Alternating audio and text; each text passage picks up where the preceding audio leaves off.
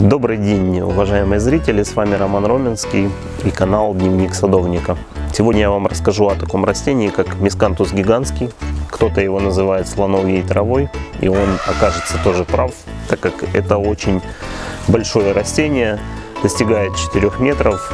Оно может использоваться не только в ландшафте, а также еще и во многих других сферах нашей жизни. Так как я занимаюсь ландшафтом, я расскажу именно о стороне ландшафтной, ну и чуть-чуть упомяну другие. В ландшафте он может использоваться для подчеркивания различных зданий. То есть, если у вас есть водоем где-то, вы можете его сажать возле водоема. В большинстве групп растений он может использоваться за счет своей декоративности. Он очень быстро растет. Именно в данном случае, почему мы его посадили здесь. Здесь вы видите, у нас глухая стена, вот, и забор, соседский забор. Он стеклянный. Площадь очень сильно нагревается, то есть сквозь стекло у нас здесь как бы скапливается температура. Так как мискантус это южное растение, вот, он очень любит, когда тепло и когда ему дают много воды. Вот, за счет этого он очень сильно растет. Растения могут достигать 4 метров при хороших условиях выращивания. Так как это растение многолетник, то есть это не дерево, не кустарник, вот, ему нужно очень много азота. Видите, какую массу он формирует.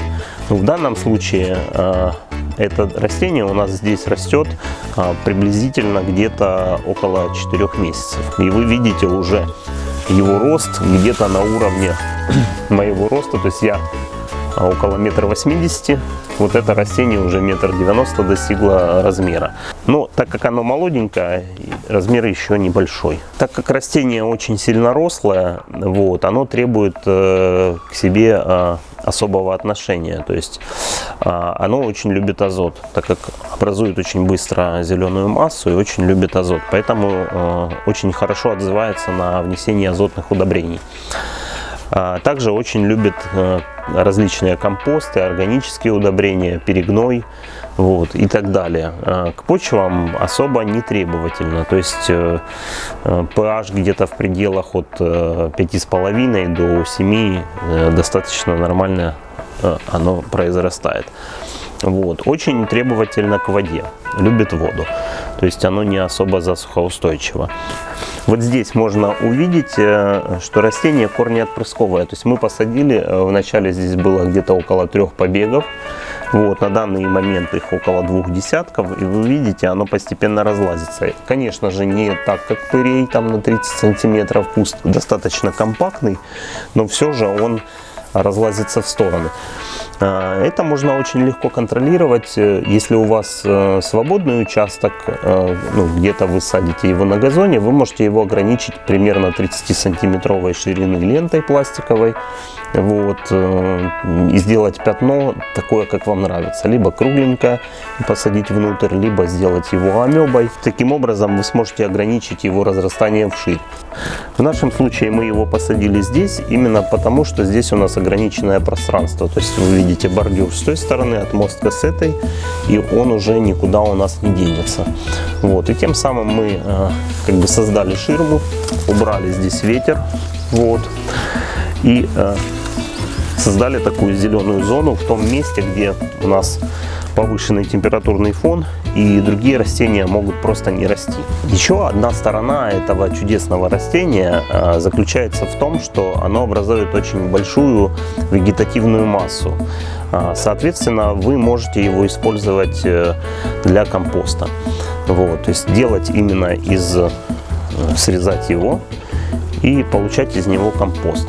Вот, тем самым получая удобрения. Компостирование этого растения является очень высокорентабельным. То есть в отличие от других растений на участке, вы можете его легко использовать в компост. Зимой вот эти побеги, они у вас высыхают, и получается как бы композиция, она остается только в засушенном состоянии. Представьте, он высох и его припорошило снегом, это тоже очень красиво смотрится. Зимой он свою прелесть тоже имеет. Отдельно хочется упомянуть закорневую систему мискантуса. В данном случае у нас он растет недавно, Вот. И сорняки здесь прогрессируют. Как у всех мятликовых, корневая система у него мочковатая. И плотность корневой системы очень высокая.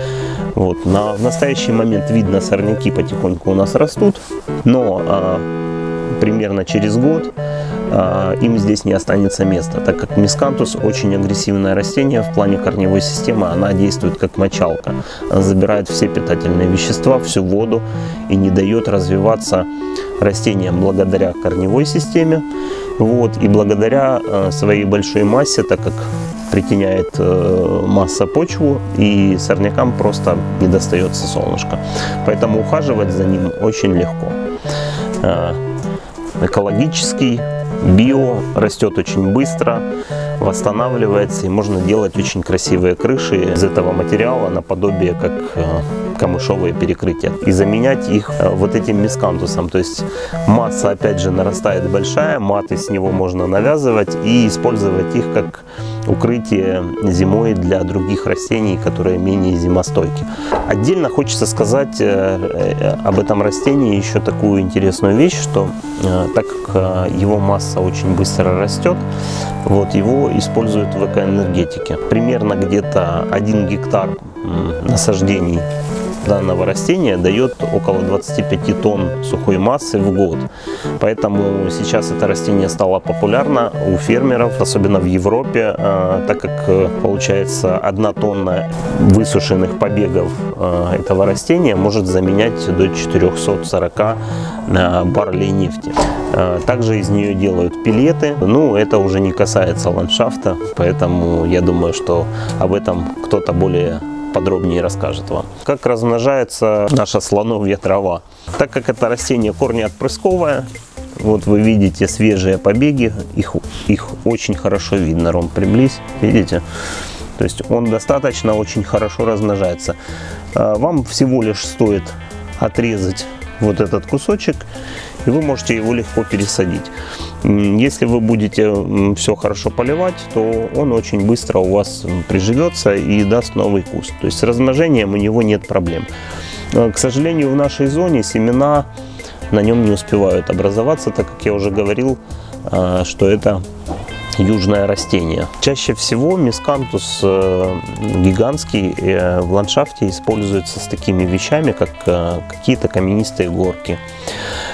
Также он может служить заменой камышу. Если у вас есть водоем на участке, вы можете посадить возле водоема, тем самым притеняя воду в водоеме и создавая такую замену камышу. Можете посмотреть, у нас здесь он тоже расположен возле воды. Вот, тем самым мы поддерживаем данную концепцию, водную тему, так сказать. Также он может присутствовать на каких-либо больших альпийских горках. Он очень неплохо смотрится с камнями размером от тонны и выше. То есть мельчить тут не надо, так как он сам является крупным растением. Где-то вы можете им закрывать какие-либо неприглядные конструкции, то есть заборы, временные конструкции, которые не очень красиво выглядят. Также им можно подчеркивать достаточно крупные объекты, как здания, беседки. Также из этого растения можно создавать временные заборы, вот очень красивые. То есть если у вас есть забор, который достаточно прозрачный, и вы хотите придать ему красоту, вы можете использовать его именно возле каких-то таких заборов. В данном случае у нас забор из стекла, он достаточно красивый, но хотелось бы здесь добавить больше зелени, то есть и я думаю, что мы этого добились. Надеюсь, я осветил всю информацию по данному растению. Если что-то не рассказал, задавайте вопросы в комментариях, я на них отвечу. Также, может быть, вы знаете что-то новенькое о нем, тоже пишите, пожалуйста, делитесь опытом, ставьте лайки, подписывайтесь на канал. Всем до новых встреч!